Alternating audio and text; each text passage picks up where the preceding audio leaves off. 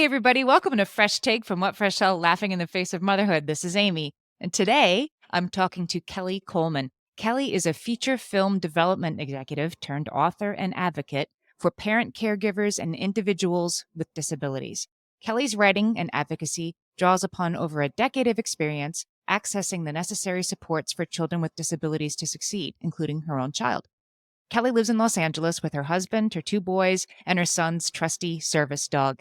Today, we're going to talk about Kelley's new book, Everything No One Tells You About Parenting a Disabled Child, your guide to the essential systems, services, and supports. Welcome, Kelley. Thank you so much for having me. I love not only your community, but just the permission to laugh at all of the stuff, because there's a lot of stuff. We like to say there's always a thing and a thing. And Yeah, and a thing about the thing. right. Yes. So that's what this book is about. That's what we're going to Yes. start talk about today. So let's start by having you tell us a little bit about your own story about parenting a disabled child and how that came to be for you. Mhm. So I have two amazing kiddos, 10 and 12. Our older son, who is not disabled, he's in a rock band and plays the tuba and does magic and like all the things that a typical 12-year-old would do. And he's very close with his younger brother, Aaron, who's 10 years old and has all of his own things, whether it's watching airplanes or loving swimming or being the mayor of Trader Joe's. Aaron also has multiple disabilities, and what that looks like for him, he has an undiagnosed genetic syndrome, and within that, subdiagnoses that include autism, epilepsy, cerebral palsy, microcephaly, cortical vision impairment, feeding tube, sensory, gross motor, fine motor, cognitive. Like, he's like, I'm just going to check all the boxes. So he's an overachiever. And we started, of course, with our first son, he was, if you were to, read an article of what an easy baby looks like, that would be our first son. And clearly it was because we were such great parents, because we just had it all figured out and we were just doing everything right. Or it was just because he was an easy baby. I think that's a big part of it. Right. And then our second kid came along and we're like, we got this, man. We've got it all figured out. And then very quickly we're like, oh, we actually have nothing figured out, which can happen with any parenting that's experience. True. Any second child, yes. right? We'll be like, oh, absolutely. I thought I knew how babies were. And I only knew how one baby was. Right. Yes. Yeah. And as soon as we're certain we have it figured out, the universe is like, oh, no, this is not how this is going to work. So our version of this is not how this is going to work was that from day one, I knew something was going on, but there was no evidence to support it other than the intuition. And by the time Aaron was 3 months old, we were hospitalized because he was eating almost nothing. We had determined with a specialist by that point that he had cortical vision impairment, which means physiologically everything is behaving as it should. But cognitive processing, his brain didn't know what to do with the images. So he was literally blind at that point. And his progress on that front is, our doctor describes as almost unheard of, because now he has a tremendous amount of functional vision. Wow. And when your kid is undiagnosed, you kind of don't know what the trajectory is, but you do know there's a lot of paperwork and figuring out and reinventing all the wheels, which reinventing all the wheels has been a common theme of our parenting experience. You talk about the sort of reinventing the wheel that has to happen when you're parenting a disabled child. And so this book, part of your reason for writing the book, it seems to me, is to have these templates and to help parents, while no journey of a parenting a disabled child can never be the same, there are certain things that are the same that you're going to have to do once or 100 times. And this book is full of templates for making those processes maybe a little easier for the next parent in line. So what are some of those processes in the book that you sort of lay out? Yes. So the book is exactly that. We're all reinventing the same wheels, but there actually is so much that it's like, let's shortcut to figuring out what the right journey and the right systems are for you individually, depending on your family, your child, the disability, all the things. And so there, in the chapter on schools, there's a chapter for if you are visiting different schools, fill out this template because here are all the things you're going to need to know, especially if you are arguing with the school district for one placement over another. There's a list of how to call 911, how to leave a message for a specialist office, what the heck to do when you're calling your insurance company, Yes. and how to actually get the things done. I No one knows I this. took notes on this one. Yes. There's a whole section on insurance, definitions of things like what's a super bill, like these Yeah. terms that they throw around and you don't even know what they are. You Yeah. define them. But I loved this. The first thing that you need to say when you call the insurance office and get somebody on the phone is, "What is your callback number in case we get disconnected?" Like, that's right there on the Yes. template. Ask for that Yeah. first, and the next thing is your reference number so that Hmm. when you get disconnected and they don't call you back and you get Yeah. somebody else, you can start from where you left off instead of the beginning. Like, just having that in front of you when you call the insurance office must make it a little bit easier to get started. Oh my goodness. To know like those things, to how to actually get it done and speak their language and to know what your plan covers. I mean, talk about the epitome of what fresh hell Oh, is calling your insurance company yeah. because it's always awful. And I'm not pretending, oh, it'll be fun once you read my book. No, but it will be doable and more productive and take way less time. And I was taking notes on the insurance chapters. I was writing this as well. And I've gotten insurance reimbursements so much faster. I'm like, oh, the book works. Okay, cool. Wow. Um, because it is so daunting because everybody, whether you are financially planning for the future of a child who will not never be independent, whether it is the insurance company, disability rights and advocacy, getting a diagnosis, all of these different things. If we can start out with basic, real foundational knowledge that none of us know going into this, Right. then we can be proactive instead of just reacting to everything. And I think that's part of the challenge of having a kid who is disabled. There is so much coming at you, potentially with the disability, but certainly with the systems and the social services and the paperwork and the school that you are just reacting to everything. And it is always exhausting. And the book is a way to turn that on its head to say, like, here are the basics so that you can actually be proactive and you can kind of separate here's what I can control, here's what I can't control, and actually feel good about and not dread doing these things that you actually can have some control over. One of the things that I think you learn along the way parenting somebody with a disability is I'll speak from the experience that I have. Seeking the diagnosis um, can feel like the most important thing that has to happen, right? To Mhm. chase it, but sometimes that diagnosis is not coming, or it's not clear Mhm. cut, or Mhm. there's one thing that doesn't explain everything, and talk about that for you because your child has so many different diagnoses and still, I think, some things that are not fully Mhm. explained or understood, right? Uh-huh. And so, how has that worked for you? Sort of accepting I'm going to chase the answers and the certainty, but also know when I might not be getting them and live with that. Uh-huh. So, our son is an outlier amongst outliers. And as you said, he has all of these sub-diagnoses, which in and of themselves are a big deal. Epilepsy is a big Hmm. deal, all the things that you have to know all of this. And he's part of the Undiagnosed Diseases Network, which is this amazing network to try and bring diagnoses and put names to things. And we've done literally every test that science has available, and we still don't have an answer for the genetic component, which everyone on the team, including me, believes there is something there. Um, for us, and this varies understandably and absolutely with each family, having that overall diagnosis doesn't cause us to lose sleep um, because he is doing well. He is making gains. He is on his own path and always will be. And a diagnosis very likely would not impact his treatment.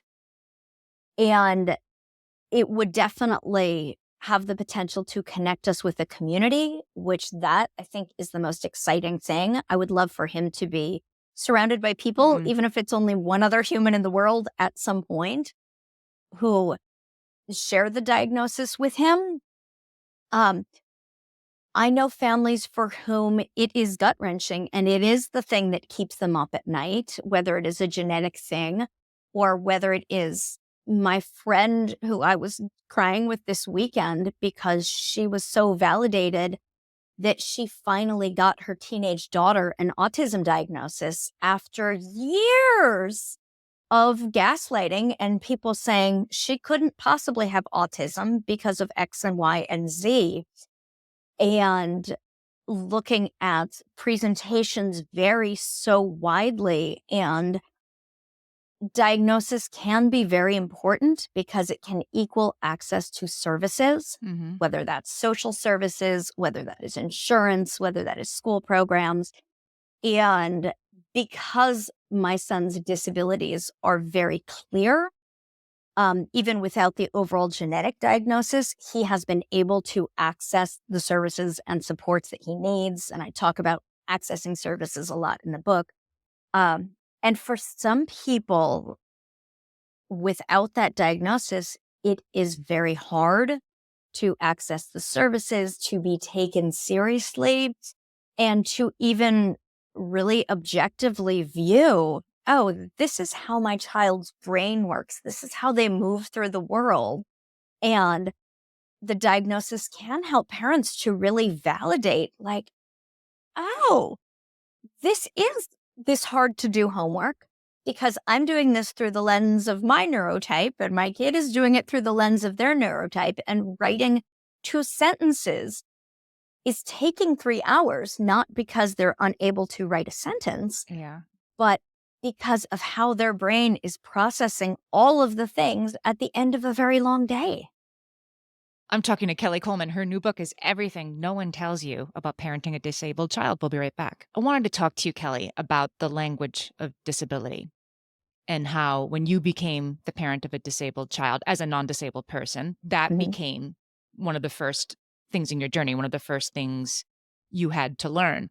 And I think a lot of us listening are still on that journey of like, am I supposed to say special needs? Am I supposed to say something else? I want to say the right thing and not the wrong thing, but I'm confused. So tell us why you use the language that you use and why the disabled community uses the language that it uses.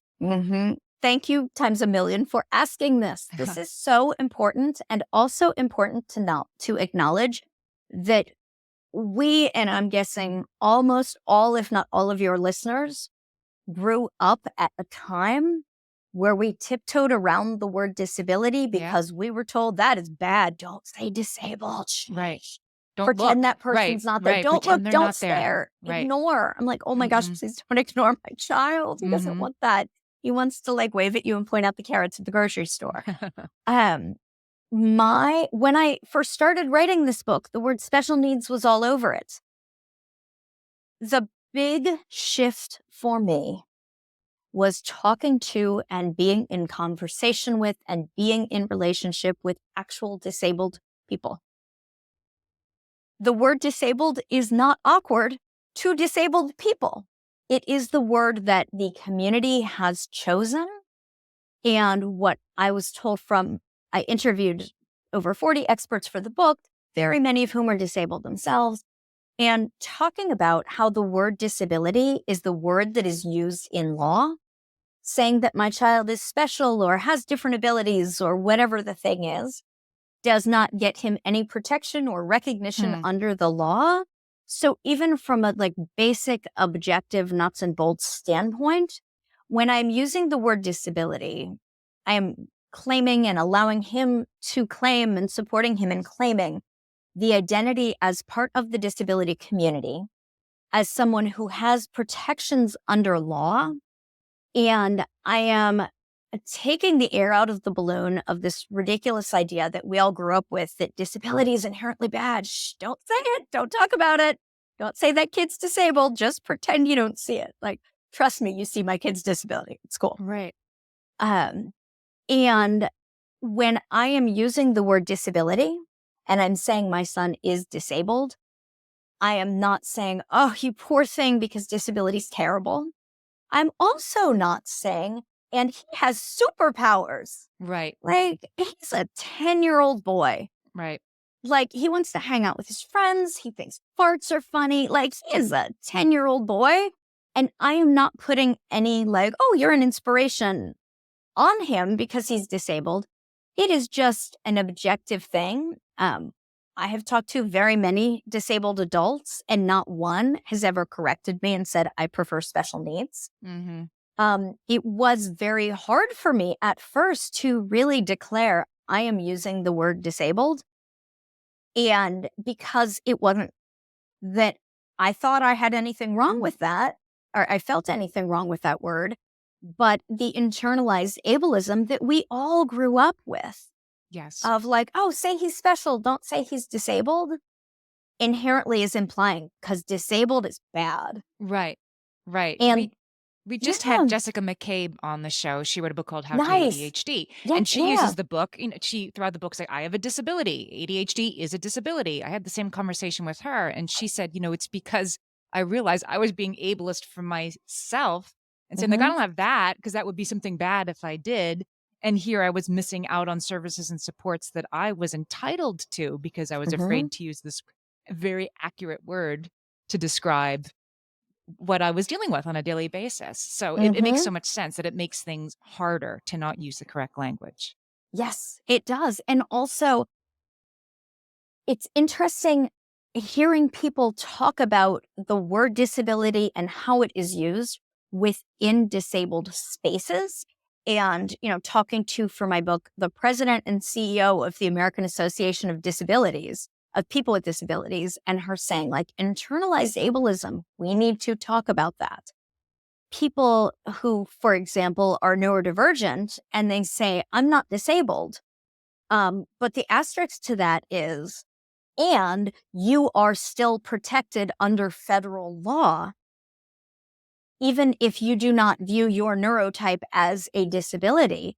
And so I think empowering people to identify themselves as they feel is appropriate for them, and also recognizing you have this to lean on if accommodations and supports are not happening in a way that they need to be happening, because that is the disabling part, is Mhm. these systems. So many people can function, quote unquote, typically within and including their disability if it wasn't for all of these systems that are not accommodating in order for humans to just live their lives.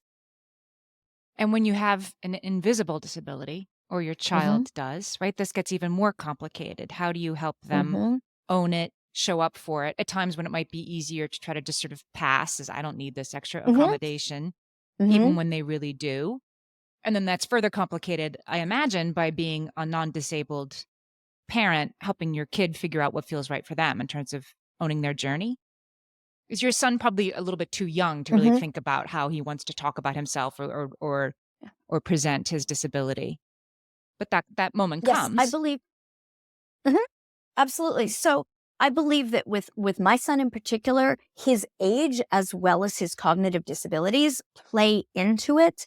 And when I say he is intellectually disabled, also not a dig on my son, it's just a fact. Mhm, He, I believe, is, and that's cool. Plenty of people are. mhm, So I love that you brought this up.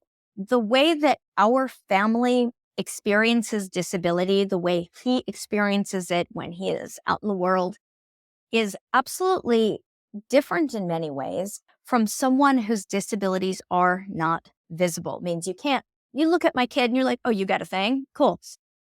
Many people, I know so many friends whose children are not visibly disabled, and they get the, like, you need to ask your kid to be quiet, you're a terrible parent, the looks, the everything. And it's like, you know what? This music's real loud here at Old Navy. And of course, he's Right, having a right, moment. Like, right. so, and I've also, with the language piece, which I could just talk about all day, I am getting myself in the habit of saying non-visible disability instead of invisible because of disability rights activists I've spoken with who've said disability and disabled people have been made so invisible in our culture and made to feel invisible in our spaces. And that tiny shift of saying non-visible is important to many people I've talked to, which again, I learned as I was writing the book because it had invisible in here.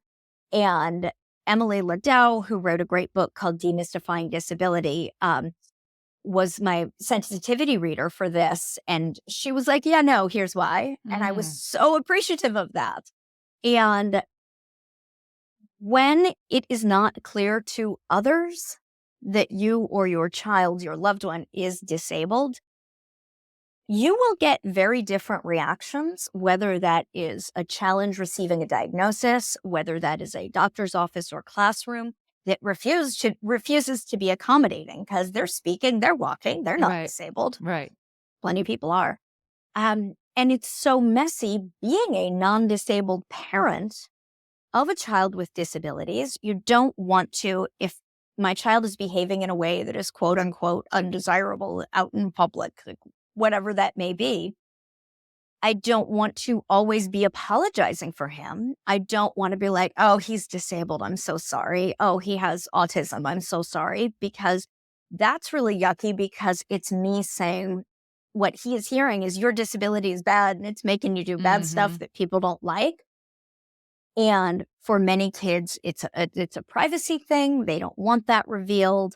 Um, as a parent of a child who is visibly disabled, um, I don't need to say like, "Hey, my kid's disabled." Cool, because people can figure that out, and if they can't, that's fine. That's their thing. But instead of apologizing for him when he is squealing and dancing at the grocery store and simming and doing all of his things very loudly, he does many things very loudly with great enthusiasm. Like a 10-year-old Um, boy will, like the 10-year-old boy right? will, Right. who is so excited about the cheese at the grocery store. And it's not actually because of the cheese, it's because of the lighting over the cheese. But people are like, wow, he really likes cheese. And I'm like, he does. Do you want to dance? And they're like, cool, let's dance. And saying, thank you for understanding instead of apologizing. I, if my child's doing something wrong, like we will all apologize. If he's not actually doing anything wrong, we've really gotten ourselves in the habits of not apologizing when he's not doing anything wrong because I don't want him to hear, I am so sorry for you just being you. We want him to know, like, it's cool. Like, let's block the aisle in Costco for a moment because we need to dance. It's such an important thing for all of us to really reset and think about, right? That somebody who is disabled is not succeeding in the degree to which they make their disability less visible, right? That's not Mm-hmm. the point. Mm-hmm. The point is for society to become more wide and accepting of Mm-hmm. all types of lived experience that aren't bothering anybody Yes. else. Yes, absolutely. And I've talked to so many neurodivergent and especially autistic individuals who feel like they have had to spend or continue to feel like they have to spend so much of their life masking all of their things and all the parts of who they are. And it just sounds exhausting. Mhm. And it's because there's this expectation. You must make eye contact. You must speak. You must respond. You must not repeat the words. You must not wear headphones. Like, what? Like, can we? No? Fine. Like, wear headphones. It's cool, man. Can we talk a little bit about when family and friends are sometimes not in the same place as you and or your kid in terms of understanding or accepting the disability? How do you make that easier as the parent? Mhm.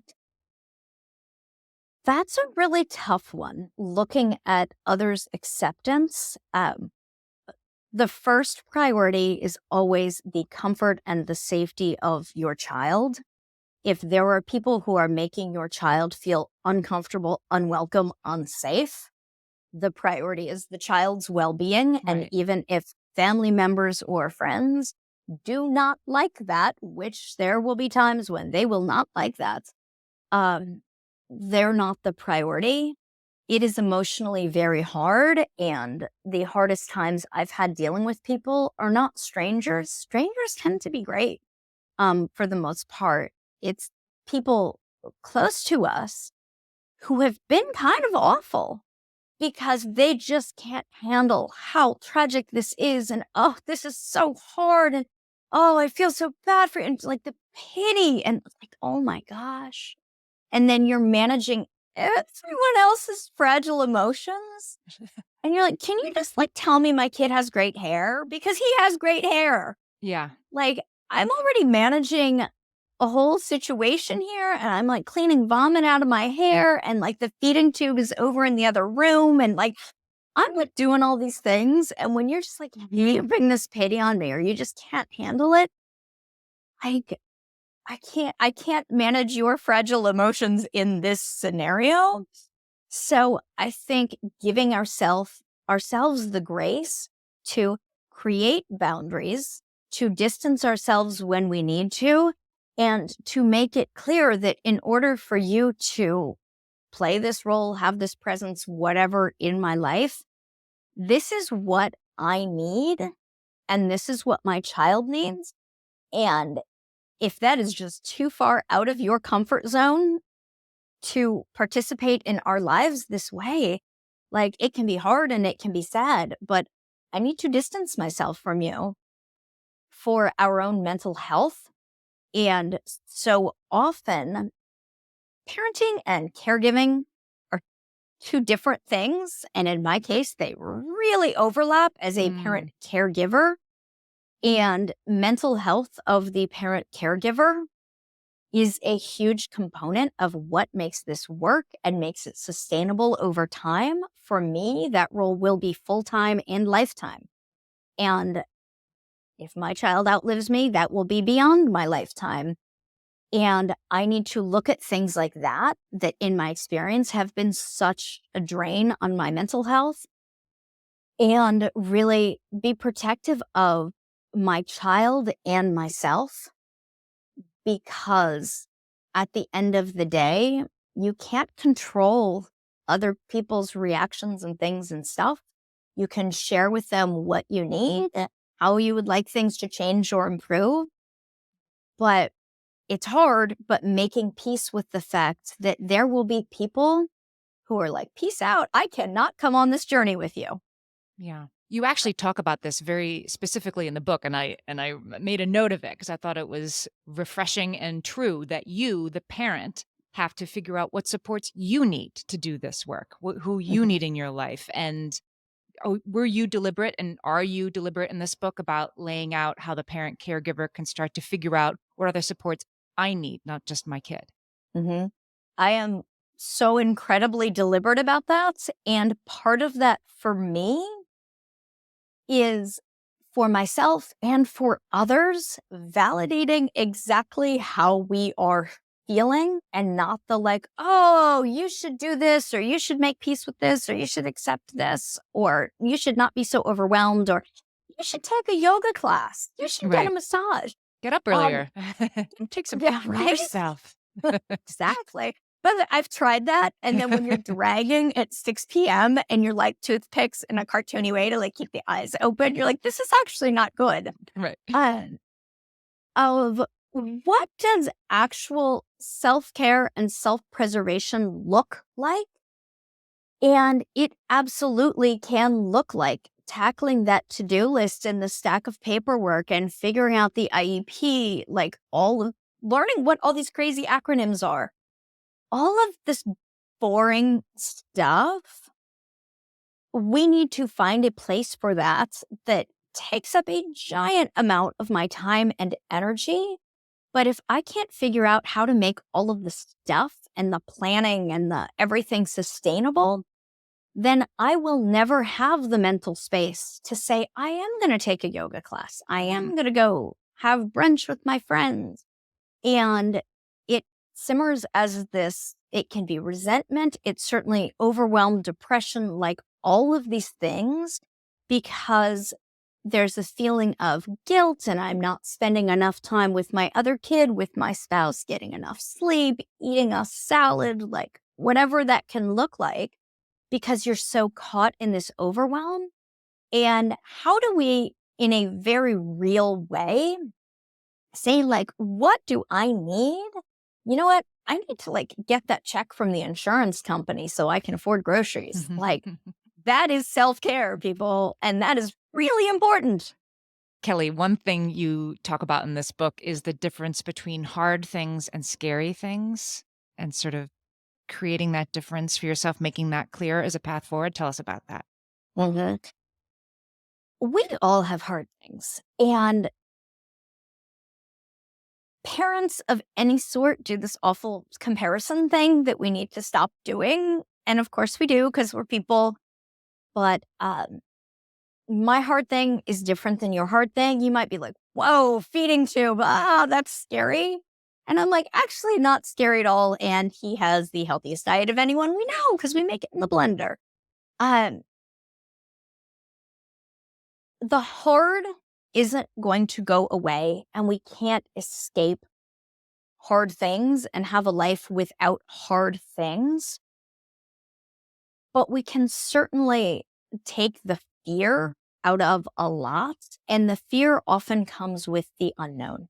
Mhm. There certainly are some diagnoses, and especially once you start adding medical complexity into things, that can be scary. Most things are scary in our heads because of what we have built them up to be.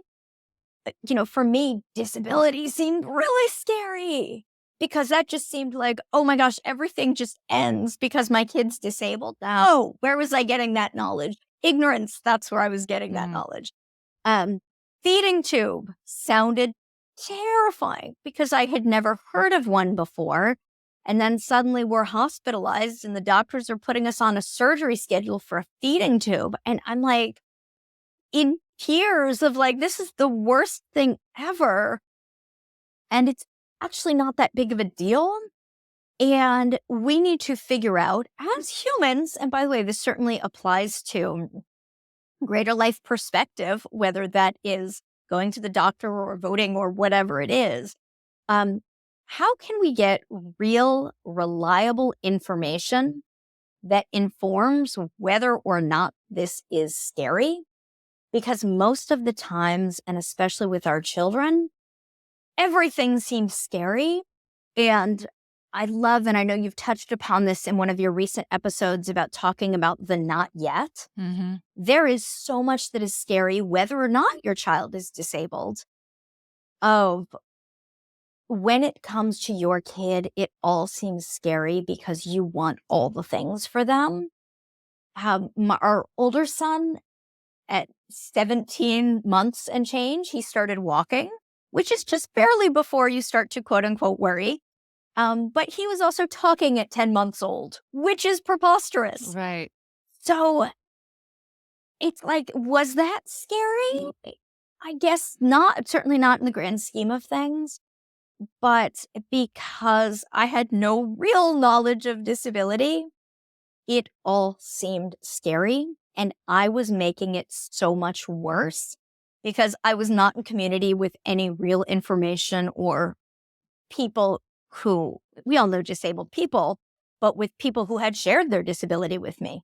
Mhm. And that's what the internet is so much better for, that, for finding the parents who have whose children maybe have the exact same syndrome that isn't well Hmm. understood, right? The exact same abnormality in a chromosome, things like that. Hmm. It can be so useful. But how do you Yeah. draw the line for yourself between useful internet searching and Hmm. like, what's that boundary for self care you place on yourself?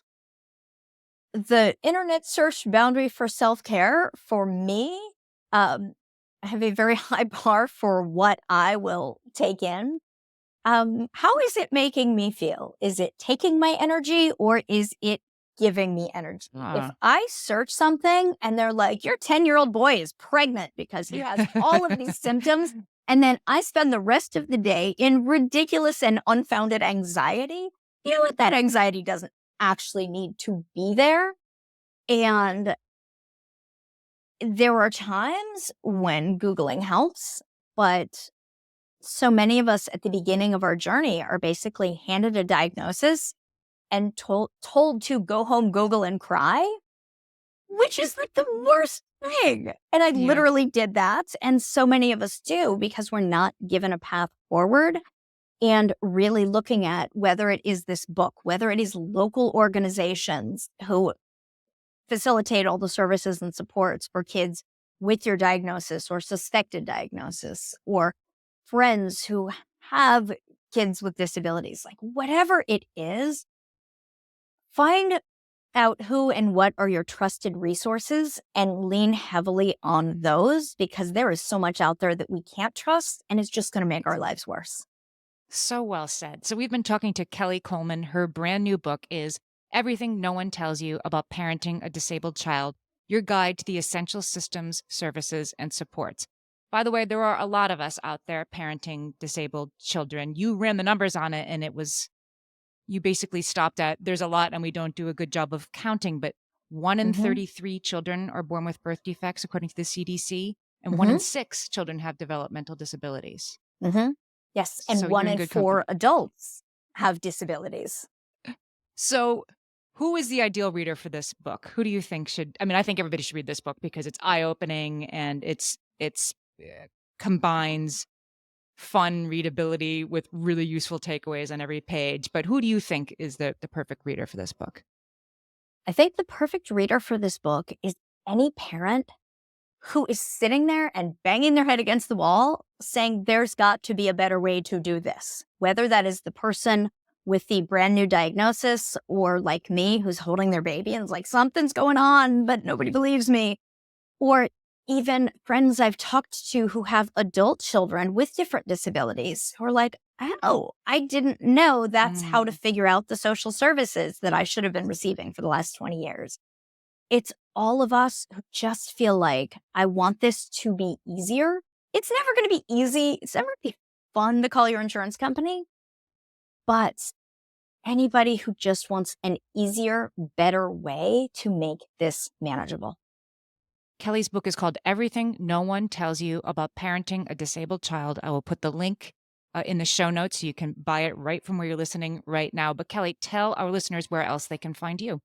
Yes. So my website is kelleycoleman.com, and that's Kelley, Coleman.com. And that has all of my social media and info. And I would love to hear from everyone. And I think this book is going to change lives. And it certainly would have changed my life if I had had this a decade ago. I totally concur. This is a life changing book. So get it if this episode is speaking to you. Everything No One Tells You About Parenting a Disabled Child. Kelly, thank you so much for talking to me today. Thank you for having me. I really appreciate you and your community.